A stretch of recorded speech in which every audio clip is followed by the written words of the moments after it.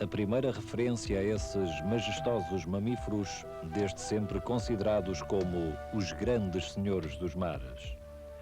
Uma referência que tem continuidade nos textos bíblicos, com a história do profeta Jonas, que resistiu ao apelo divino para pregar a penitência. Atirado ao mar pela tripulação do barco em que seguia a viagem, foi então engolido por uma baleia que 3 dias depois o lançou vivo numa praia, já liberto do seu pecado e disposto a cumprir a vontade de Deus. A baleia transforma-se assim num símbolo de purificação do homem, fazendo-o renascer em ordem à missão que lhe está destinada.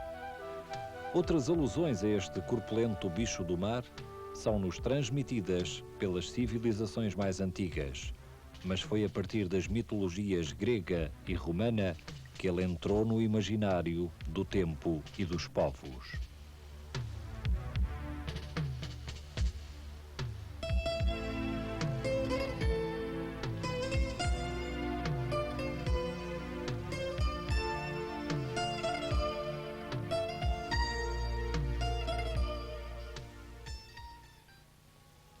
Tudo parece ter começado quando uma baleia, já morta, foi encalhar numa crista de rocha junto a uma praia.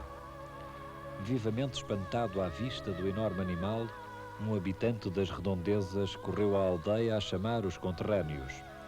E todos partilharam a carne e a gordura do cetáceo desmanchado ao longo de dias. Factos como este devem ter encorajado o homem a caçar baleias junto das costas, no Alasca e na Sibéria, no Japão e no Canadá.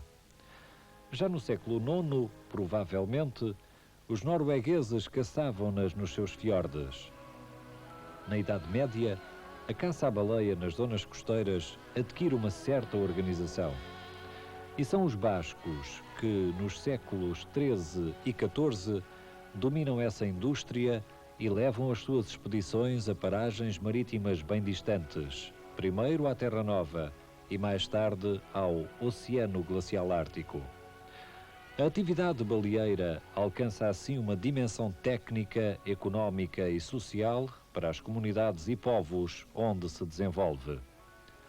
Os holandeses no século XVII, os franceses e ingleses no século XVIII dão também especial atenção à caça à baleia e nela investem grossos capitais. Em 1768, segundo um relatório da época, 200 navios britânicos baleavam no Mar dos Açores, obtendo, cada um deles, mais de 250 barris de óleo e 100 de espermacete. A participação de barcos portugueses na atividade baleeira nos mares do Norte remonta, possivelmente, ao século XII, mas essa atividade só começa a ter importância na costa do Algarve em meados do século XIV. Os Açores estavam, porém, destinados a desempenhar um papel de relevo nesta aventura marítima por força da sua posição geográfica e por encadeamento com a baleação norte-americana. Do outro lado do Atlântico, a caça à baleia começou também a ser praticada nas colónias inglesas da América do Norte, principalmente na faixa costeira de Long Island e da Nova Inglaterra. No início do século XVIII, os norte-americanos expandiram a atividade e levaram a caça ao alto mar a partir da ilha de Nantucket, que se tornou no primeiro e mais importante centro baleeiro do Atlântico. Mais tarde, e na mesma zona da costa americana, florescem outros portos de armação, com destaque para New Bedford, onde chegaram a aparelhar mais de 300 barcas baleeiras. Com o aumento progressivo da tonelagem e da capacidade dos navios utilizados na faina, a caça à baleia vai-se estendendo a todo o Atlântico, ao Ártico e até ao Pacífico, penosamente atingido pelo Cabo Horn. Por volta de 1765, as baleeiras americanas aparecem no Mar dos Açores, atraindo o homem destas ilhas para essa grande aventura marítima ou para a busca de riqueza no Eldorado distante. Embarcando de salto pela calada da noite nos veleiros de 3 mastros, tantos e tantos açorianos viraram caçadores de baleias e pagaram com o seu trabalho e risco de vida, durante longo tempo, a viagem para a América, onde por fim desembarcaram. Mas muitos deles não completaram este processo de emigração e continuaram baleeiros, anos sem conta, até lhes minguarem as forças. E foram tripulantes e trancadores, vigias e capitães de navios tão afamados que Herman Melville, no seu Moby Dick, se lhes refere desta maneira: não poucos destes caçadores de baleias são originários dos Açores, onde as naus de Nantucket, que se dirigem a mares distantes, atracam frequentemente para aumentar a tripulação com os corajosos camponeses dessas costas rochosas. Não se sabe bem porquê, mas a verdade é que os ilhéus são os melhores caçadores de baleias. Fugando em botes ligeiros, nas voltas do mar deserto, navegarão baleeiros em busca de um rumo incerto. Fica a terra barlavento, a baleia já avança, mar nos olhos proa o vento, vamos arcoar a esperança. Baleeiros, baleeiros, a memória ainda perdura, sois os heróis derradeiros da marítima aventura. Baleeiros, baleeiros, a memória ainda perdura, sois os heróis derradeiros da marítima aventura.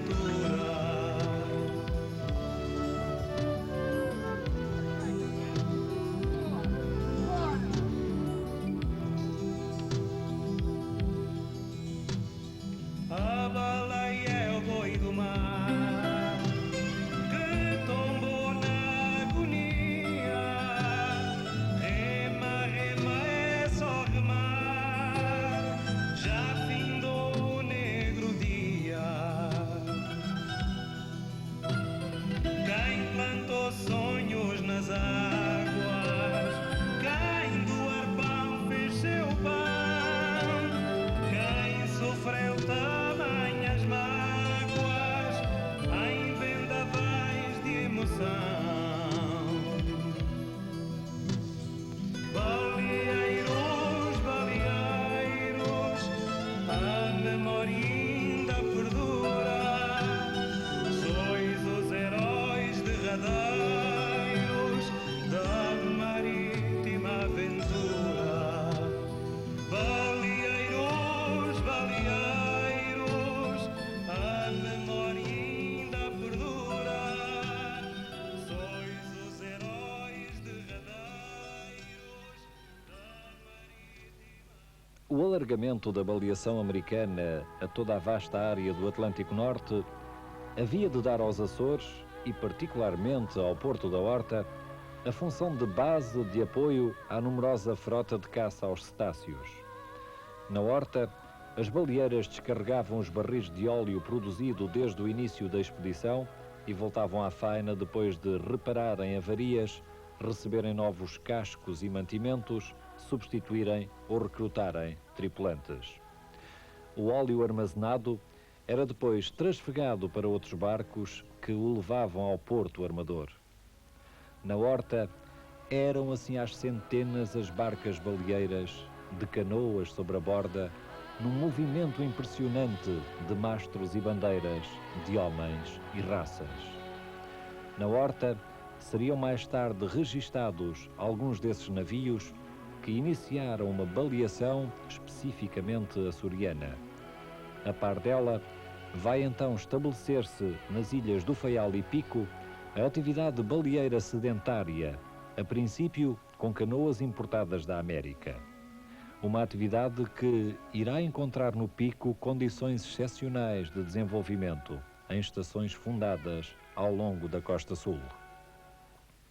De 13, 14 anos por diante, até ir para a tropa, fui sempre à baleia de remador, depois fui para a tropa, vim da tropa, tinha os olhos como os outros, tirei uma carta trancador e daí até 63 anos, mais ou menos, andei sempre para a proa de bote.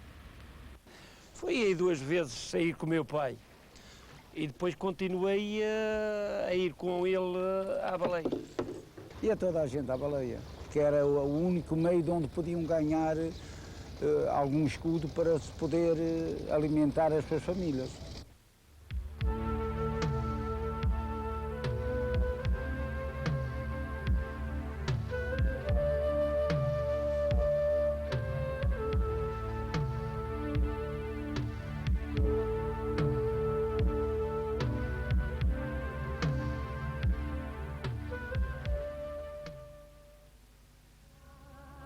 Segundo a tradição oral, teria sido São João a localidade do Pico onde se iniciou a caça ao cachalote em moldes estacionais. O certo é que a primeira armação baleeira a estabelecer-se na ilha do Pico com certa organização foi fundada na Calheta de Nesquim pelo capitão Anselmo da Silva, em 1876.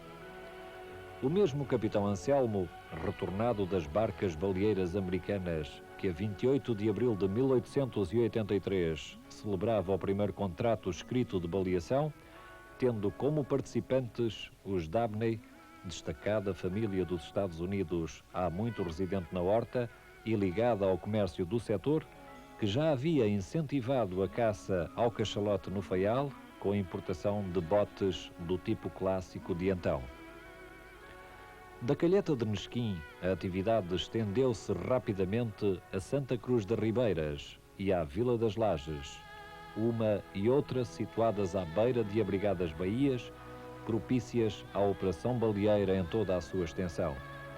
E foi nas Lajes que a caça à baleia mais se desenvolveu, fazendo daquela terra picoense, durante várias décadas, o maior polo industrial do género, suporte económico da respectiva comunidade e sua razão de vida e progresso. Podemos dizer que as Lajes do Pico foi a Universidade Baleeira dos Açores, foi esta atividade que relançou no mundo e que fez respeitar todo o baleeiro açoriano no mundo, e isso é importante que se diga, porque é uma atividade que em dado momento foi lucrativa. Nos nossos dias isso já não acontece, mas foi de grande influência para a nossa terra. Hoje praticamente que a vida é outra vida, uma vida melhor, mas naquele momento a vida da baleia que era o amor das famílias, que dali é que saía tudo. Dali é que vinha o dinheirinho para comprar o milho e a mercearia, dali é que se vivia. Naquele momento, quando eu era rapaz, praticamente da baleia é que se vivia. Podia haver a festa que houvesse, mas logo que houvesse um dia de baleia, para mim era a minha alegria.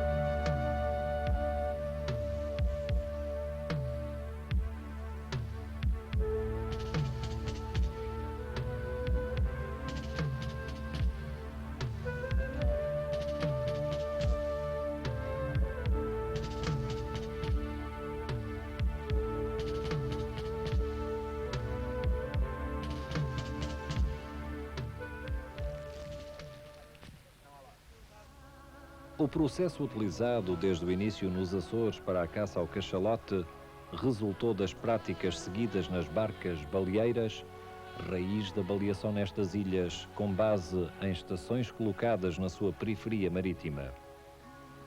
Ao arpoamento, executado pela força do braço humano, e a prender o cetáceo ao bote com uma grossa linha de sisal, seguia-se a fase da matança do grande mamífero a golpe